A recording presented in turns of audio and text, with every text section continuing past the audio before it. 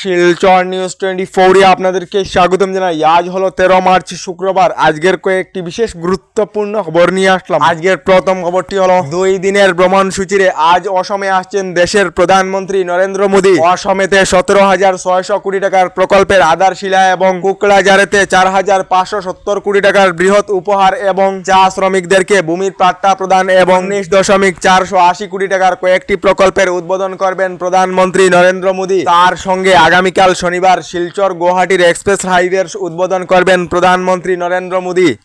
এদিকে কালাবাজারেতে রন্ধন LPG gas cylinder বিক্রির ক্ষেত্রেতে এবার কঠোর হবে রাজ্য সরকার, যার ফলে গ্রেফতার করা হবে এলপিজি রন্ধন গ্যাস সিলিন্ডারের অসাধু ব্যবসায়ীদেরকে। কালাবাজারেতে রন্ধন গ্যাস সিলিন্ডার বিক্রির ক্ষেত্রেতে এবার কঠোর মুখ্যমন্ত্রী ডক্টর হিমন্ত বিশ্ব শর্মা।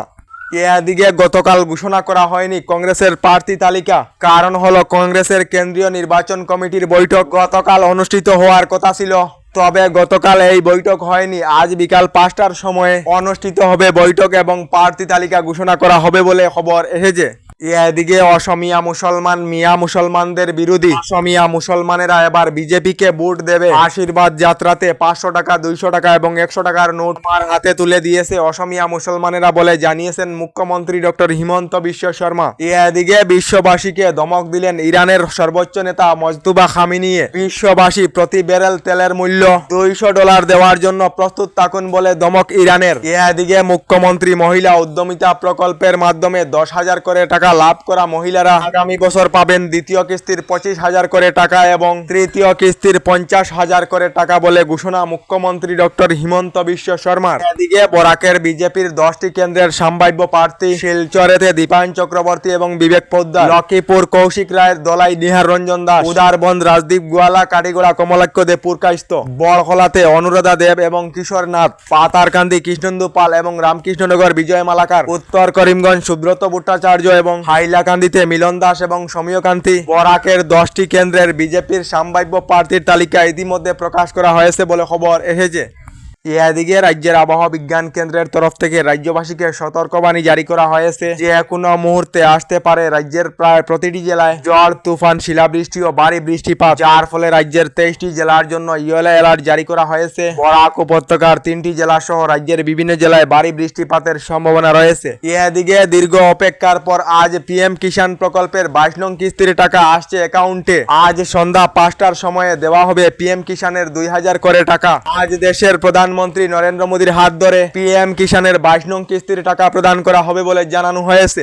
এদিকে রাজ্যের লাখ লাখ মহিলাদের জন্য এসেছে একটি বিশেষ খবর। গত 10 মার্চ রাজ্যের 40 লাখ মহিলাদেরকে অরুণোদয় প্রকল্পের অধীনে 9,000 করে টাকা প্রদান করা হয়েছে। এবার আবার যদি বিজেপির সরকার আসে তাহলে অরুণোদয় না পাওয়া মহিলাদেরকে অরুণোদয় প্রকল্পে অন্তর্ভুক্ত করা হবে বলে ঘোষণা মুখ্যমন্ত্রী ডক্টর হিমন্ত বিশ্ব শর্মার।